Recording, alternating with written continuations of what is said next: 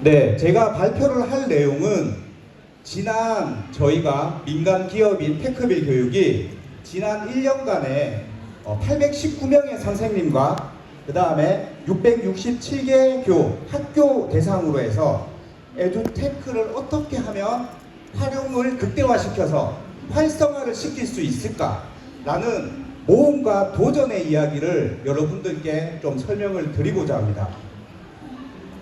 저희 테크빌 교육에서는 티스푼이라는 에듀테크 활용 플랫폼을 운영을 하고 있습니다.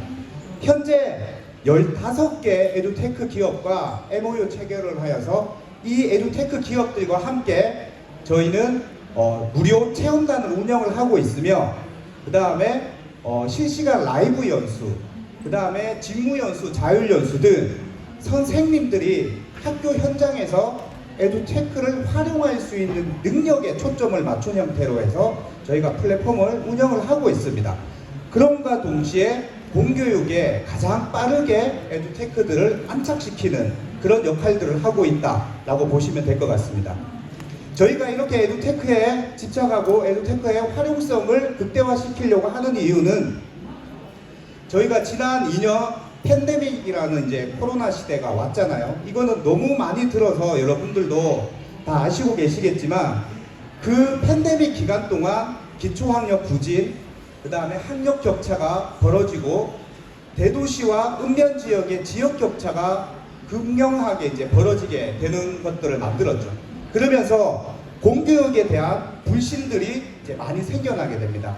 그러면서 교육청과 교육부, 우리나라 공교육에서는 이것을 해소하기 위해서 디지털 대전환으로 넘어가고 있는 거죠.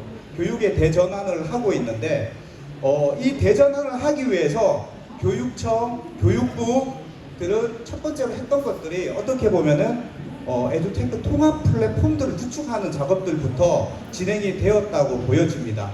그래서 다양한 교육청들에서 자체 구축으로 인해 다양한 이제 통합 플랫폼들을 구축을 했었고요. 근데 실질적으로 지금 저희가 여러 가지 설문조사나 학교 현장의 선생님들의 의견을 받아보면 이 통합 플랫폼이 성공적으로 이루어진 곳은 없다라고 보여집니다. 냉철하게 판단을 하면은 수십억, 수백억 원의 이제 예산을 들여서 만든 이런 플랫폼들이 아직까지는 활성화되지 않았다라고 보여지고요.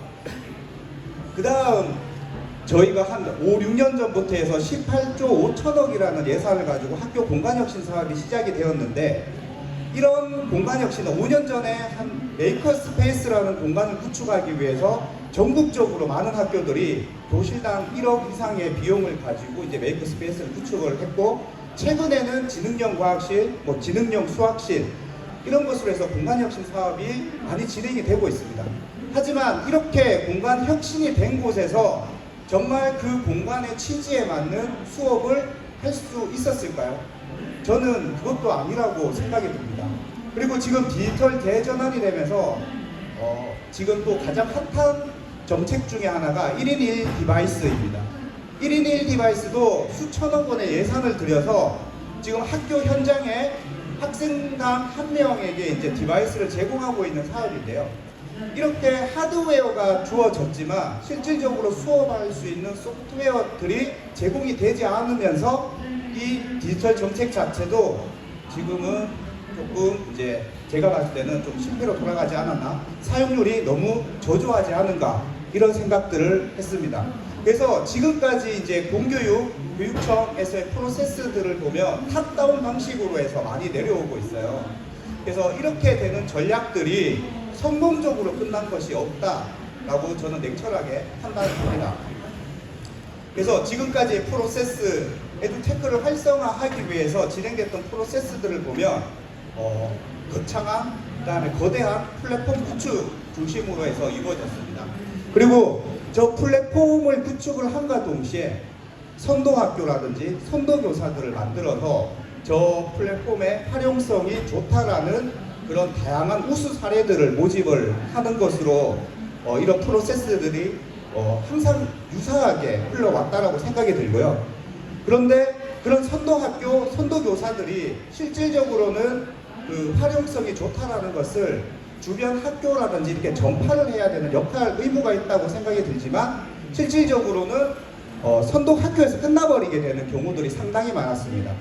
그래서 선도 학교의 선도 교사들은 선도 학교에 있을 때만 선도 교사의 역할을 할 수 있고 다른 학교로 옮겼을 때는 결국 다시 원점으로 되돌아가는 형태들이 이제 지금까지 계속 반복적으로 이루어지고 있는 느낌들을 많이 받았습니다.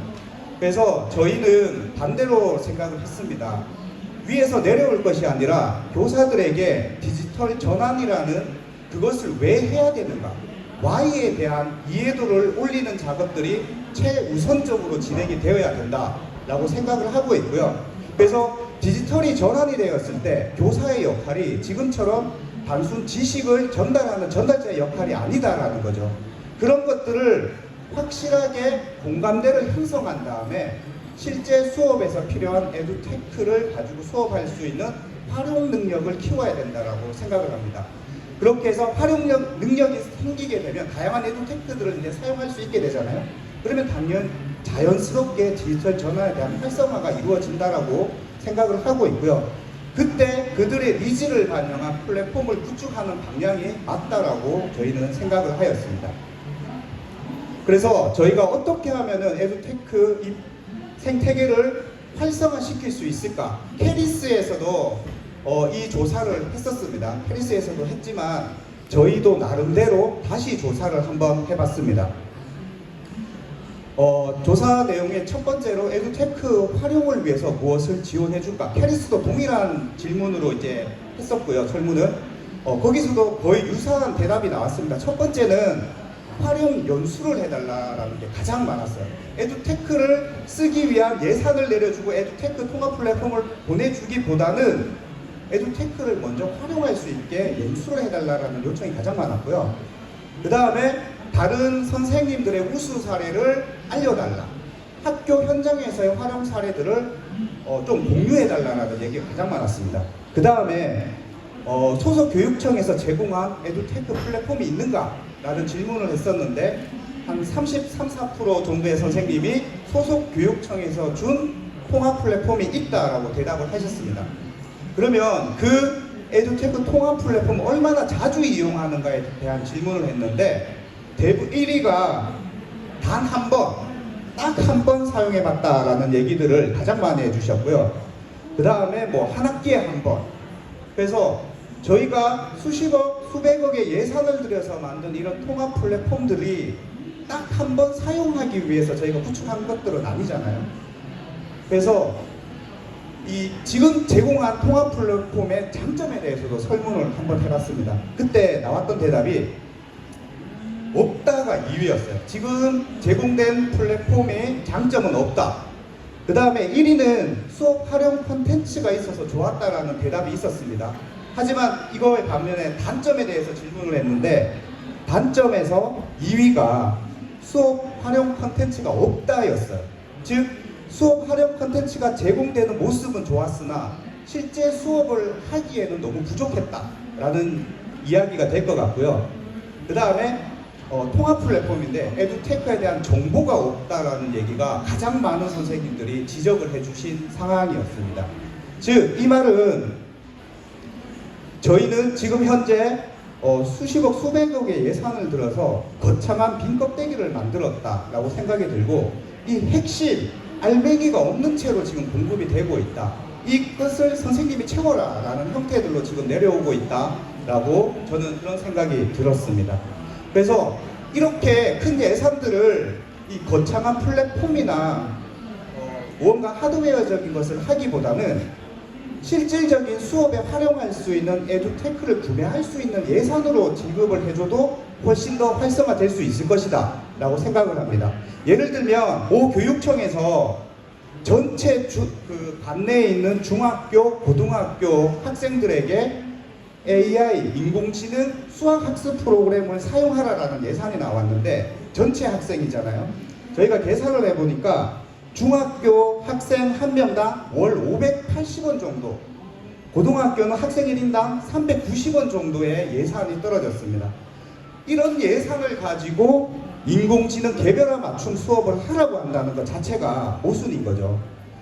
클라우드에 개별화 맞춤 교육을 하려면은 전체 학생들이 다 방을 만들어야 되잖아요. 그리고 그들에게 다 각자의 다른 데이터, 수업을 하고 나면 문제를 풀고 나면 각자의 다른 데이터들을 계속 만들어서 클라우드가 커지는데, 그런 예산 자체만 해도 최소 원가 자체가 2,000원 이상 들어가거든요.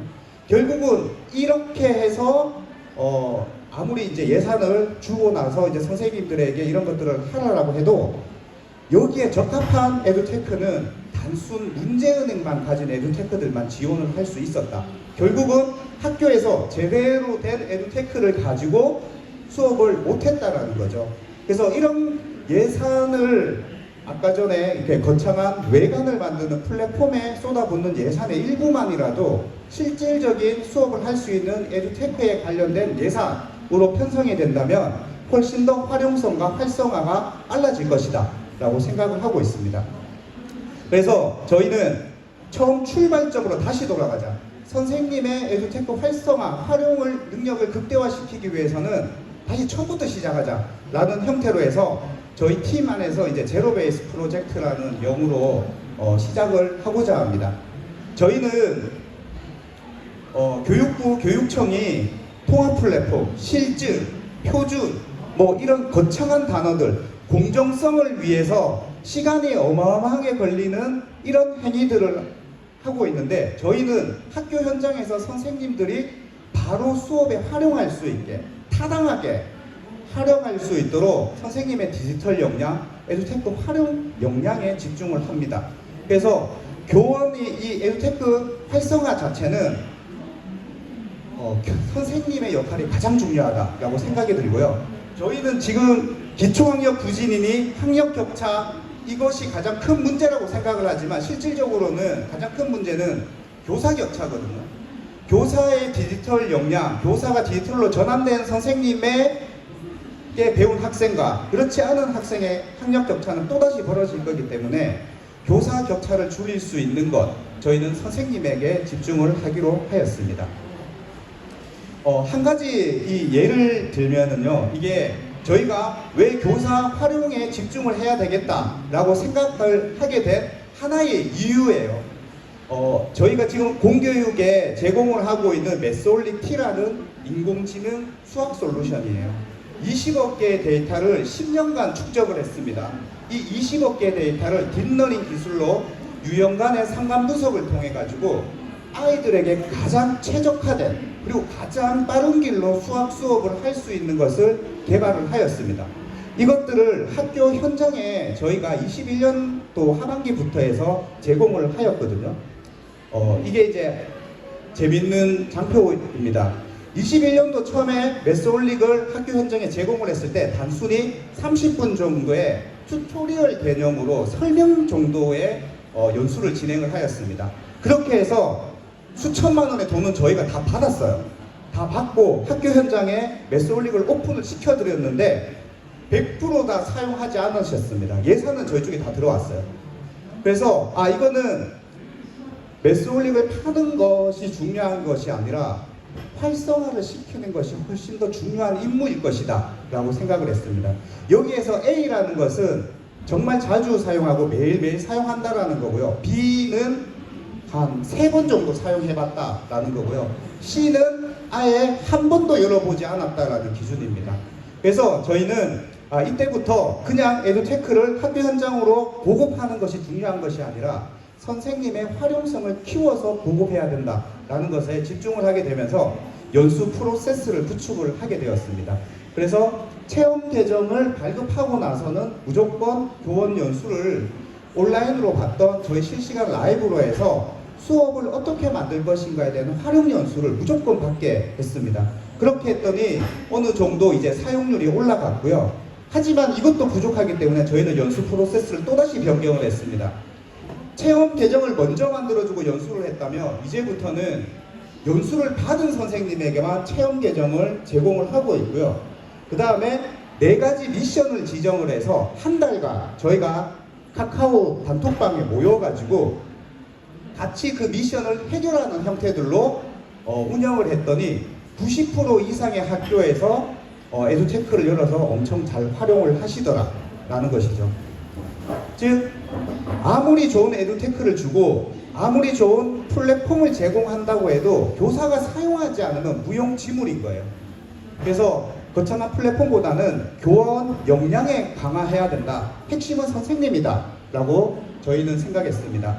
학생들에게 지금 이 디지털 시대에 하이터치를 하라고 지금 계속 얘기를 하잖아요. 근데 그 하이터치를 하기 위해서는 선생님에 대한 하이터치들도 분명히 이루어져야 될 것이다. 선생님들도 능력치가 다르고 그 능력치에 맞는 하이터치들이 꼭 필요할 것이다 라고 생각이 듭니다. 그래서 저희는 이런 선생님에게 하이터치를 할 수 있는 것들을 사업 전략으로 만들어 가고 있습니다. 교육부 캐리스에서도 이 사실을 몰랐던 게 아니에요. 캐리스의 연구보고서나 이거 아주 훌륭합니다. 정책 방향이나 이런 것들은 아주 잘 하고 있고 잘 맞다고 생각이 드는데 실행 방식에서의 차이점들이 좀 많이 나오고 있다고 생각이 들고요.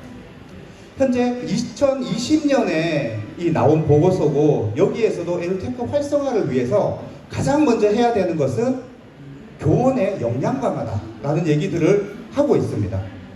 그래서 이것도 2020년에 시작이 되어서 지금 한 2년 정도까지 해서 한 40억 원 이상의 예산을 들여가지고 배움 놀이터라는 지금 교사들만의 개별 맞춤 연수원을 오픈하는 것으로 알고 있습니다. 23년 1월부터 진행이 되고 있고요. 민간은 빠져 있고 시도교육청 17군데가 이제 연합하여서 만들어지는 것으로 알고 있는데 이것도 성과가 있을지는 좀 지켜볼 일이라고 생각이 들고요. 그리고 최근에 이제 아이에답이라고 해서 예비 현직 교원의 인공지능 디지털 역량 지원 체계를 구축을 한다라고 합니다. 이것도 2025년까지 구축이거든요. 그러니까 뭔가를 하나를 하면은 빠르게 하는 것이 아니라 2-3년이 걸린다라는 거죠. 2-3년이 걸리면은 어떻게 보면 아이에답 같은 경우는 이번 정권에서 사용을 못할 수도 있을 그런 것이라고 생각합니다. 이것 또한 예산이 100억이 넘는 것으로 알고 있습니다. 그 다음에 저희 에듀테크 소프트랩 얘기 많이 들어보셨겠지만 세계 강력에서 지금 진행을 하고 있는데 에듀테크 소프트랩 같은 경우에도 학교에 에듀테크를 실증을 해서 공급을 하겠다라는 건데 실증 기간 자체가 1년 이상이 걸리고 있습니다. 그리고 실증에서 통과를 하게 되면은 혁신 수업 모델을 만드는데 또 1년이 걸린다는 거죠. 그러니까 총 수업 모델이 하나 개발되는데 2년이라는 시간이 걸려서 가고 있습니다. 네, 요즘의 시대는 지식과 정보가 엄청나게 빠른 시대죠. 우리가 알고 있는 지식이 다음날 완전 다른 지식으로 바뀌어버릴 수도 있다는 거예요. 그래서 보통 지금 현재 기업에서는 오랜 기간을 가지고 구축을 하지 않습니다. 사스 형태의 서비스를 그냥 활용하거나 아니면 에자일 방식 형태들로 해서 현재 환경과 상황에 맞춰서 빠르고 유연하게 계속 테스트하고 디벨롭해서 피드백 받고 수정 보완하고 다시 개발하고 테스트하고 피드백 받고 수정하는 이런 에자일 방식들로 하고 있는데 우리의 지금 현재 공교육 프로세스 자체는 통합 플랫폼을 그리고 자체 구축을 많이 하려고는 하십니다. 자체 구축을 하고 민간 상생이라고는 하지만 유통망 체계들을 직접 다 설계하면서 공교육의 독점화를 좀 가져가고 있는 듯합니다. 그래서 어떻게 보면 우리나라 산업에서 글로벌화 되지 못한 건 교육 산업밖에 없다라고 생각이 들고요. 이렇기 때문에 우리나라에 글로벌 교육 기업이 없다라는 생각들도 좀 많이 들었습니다.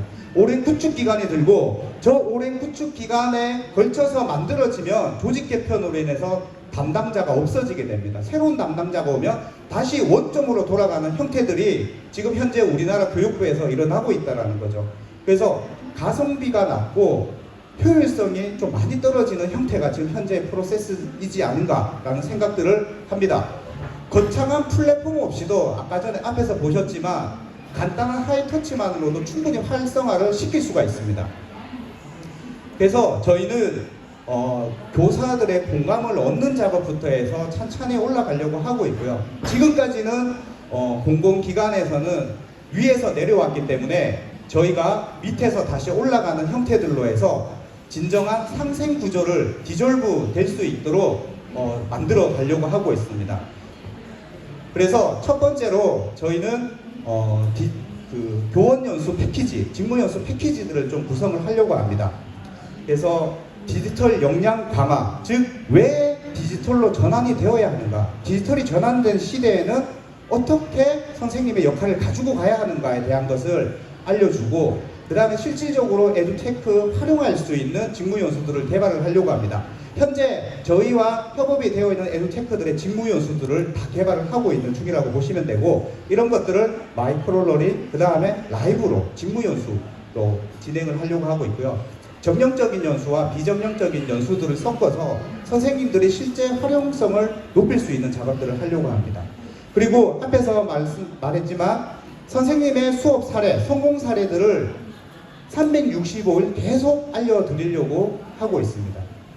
그 다음에 저희 업체들 15개 업체, 지금 올해까지 50개 이상의 업체들이 저희와 이제 협업을 할 건데요. 그 업체, 에듀테크 기업에서 인정한 디지털 배지를 만들어서 공급을 하려고 합니다. 이 배지는 단순히 연수를 들었다고 해서 제공하는 것이 아니라 실제 학교 현장에서 활용한 선생님에게만 부여되는 배지로서 선생님의 디지털 레벨을 측정할 수 있는 도구들로 활용을 하려고 합니다. 그 다음 서울이나 이게 대도시에서는 충분히 접할 수 있는 인프라가 있지만 읍면 지역이라든지 이쪽은 에듀테크나 이런 최신 기술들을 받아볼 기회들이 일반 선생님들에게는 많이 없어요. 그래서 저희가 전국을 저희 입점사 15개 업체들과 에듀테크 업체들과 전국을 돌면서 찾아가는 체험전들을 운영을 하려고 합니다. 그리고 저희 현재 티스푼과 MOU 체결이 되어 있고 함께 하고 있는 에듀테크 기업들입니다. 이 기업들과 365일 비교 체험, 그 다음에 다양한 수업 자료들을 함께 제공해주는 작업들로 저희는 교원 중심의 활용 극대화를 시켜나갈 예정입니다. 그래서 디지털 전환의 가장 핵심은 교사의 에듀테크 활용 능력이다. 선생님을 배제한 디지털 전환은 절대 있을 수 없다라고 생각을 합니다. 자, 마지막으로 기업도와 디지털 전환에서는 절대 배제하고서는 우리나라 공교육에 대한 디지털 전환은 힘들 것이다 라고 생각을 하고 있고요. 저희 나라가 관군이 아니라 의병이 지킨 나라잖아요. 의병을 다른 말로 하면 민병대라고 합니다. 즉 민간의 병사들이 우리나라를 지켰다라는 것이고요. 지금 현재도 공교육의 디지털 대전환, 이런 전쟁을 민간에서도 엄청 치열하게 하고 있다. 그리고 공공기관에서는 민간의 그런 기술들을 잘 활용하여서 진정한 상생을 만들어서 공교육의 대전환을, 디지털 대전환을 만들었으면 좋겠습니다. 네, 이상 발표를 마치도록 하겠습니다. 감사합니다.